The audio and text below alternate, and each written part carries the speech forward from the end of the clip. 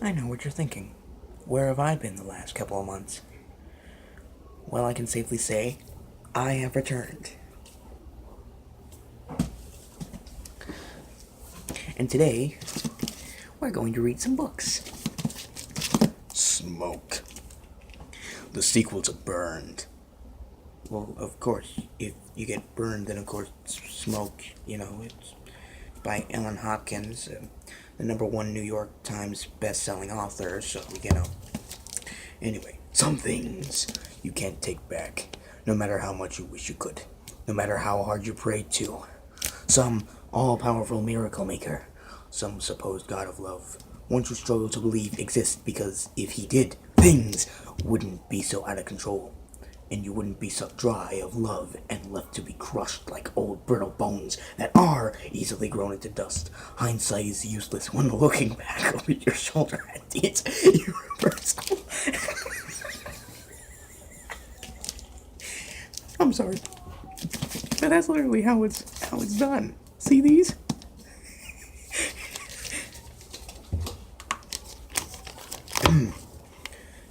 Okay. It's such an intimate moment. Whatever. What do I do? Move? Don't. Wait for him to move his first. This is crazy. Good. Bad? No. Comma. Nice. Very. Wrong. Right. No. More. Important. Somehow. No. Fear. No. Pain. No. Hint of those. No. Promises. And yet, a hint of more. A flicker through the fog. A spark of hope that love might not be a lie. The tender moment shatters almost immediately outside the big plate glass window. The one Patton sent her book bag through last year. Caleb walks by, with his arm around Tiffany Grant, who leans against him like she might fall down without his support. Gavin notices too. What's up with that? I thought she and Justin were permanently attached at the groin.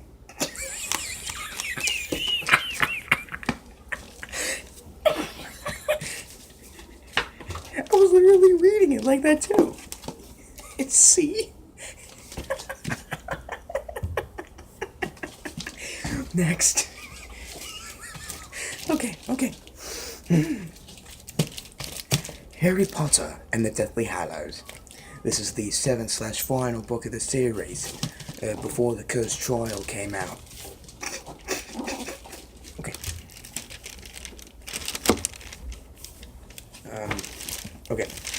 His hand flew into the air before Hermione's. Her lips quivered suspiciously as she raised her own.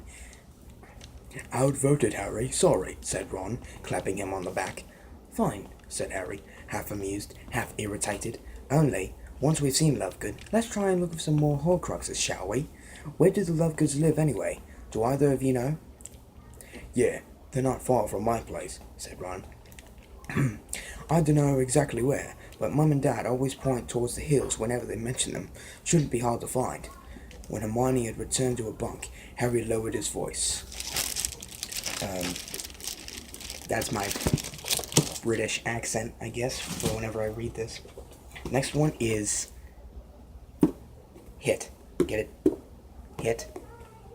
It's literally called Hit. Always read the fine print. No one reads the fine print. That's literally what it says.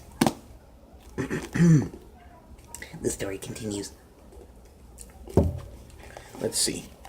How can I make you laugh while reading this book? Oh, here we go. I don't care what kind of guy he is. I burrow back under my bed and tuck myself into the covers and put a pillow over my head. It doesn't matter whether he's rich or poor or young or old. He's got 2 choices, and they both suck.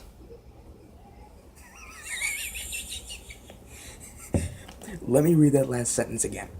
Whether he's rich or poor or young or old, he's got two choices, and they both suck.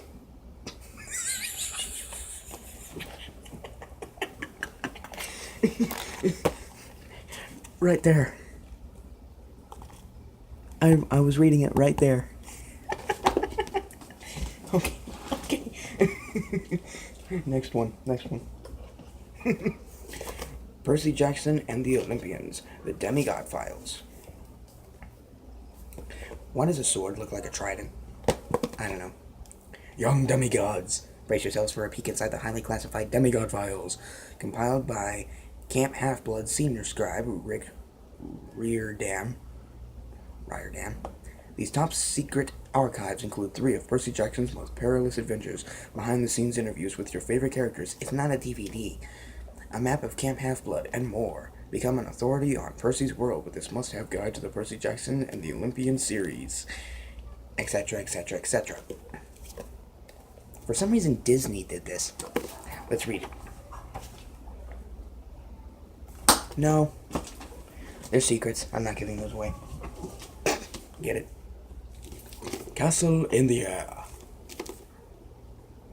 Howl's moving castle. Howl. Look at that.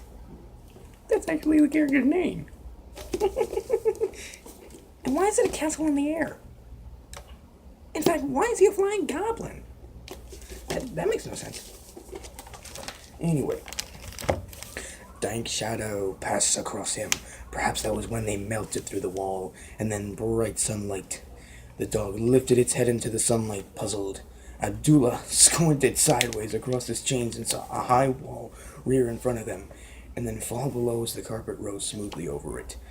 Then came a succession of towers and roofs, quite familiar to Abdullah, though he had only seen them by night before.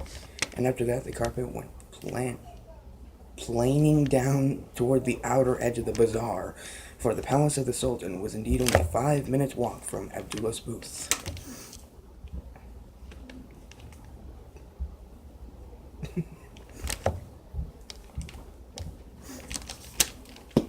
I can't do it anymore. And finally, there's Sharkopedia. Uh-oh, it's sneaky old Mr. Jaws again. Dun dun dun dun dun dun dun dun.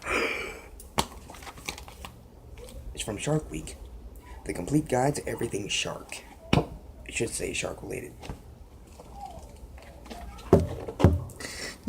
Favorite foods. Many sharks seem to have a favorite food. Usually something they are especially good at catching, or that gives them a high dose of nourishment. Thresher sharks eat small fish. They can use their long tails to put them in a position to be eaten. Bronze whaler sharks eat small, bony fish like sardines. Once a year, millions of sardines migrate over the coast of Eastern Africa. No one is sure why the sardines do it, but bronze whalers and other sharks are there to feed on them. Word. Praise any creature that is hunted by another animal as food.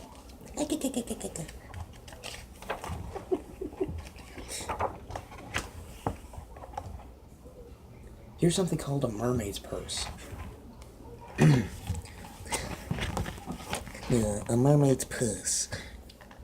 Cat sharks, including chain cat sharks, lay eggs in sacks called mermaid's purses. The purses have stringy tendrils, so they can be used to be secured into a rock, while the egg grows big enough to hatch. Cat shark pups develop fully in these purses. By the time they are ready to hatch, they have outgrown the egg sac and break through to swim away. Okay, I can't do that voice anymore. Cat shark eggs cases are under 4 inches long. There.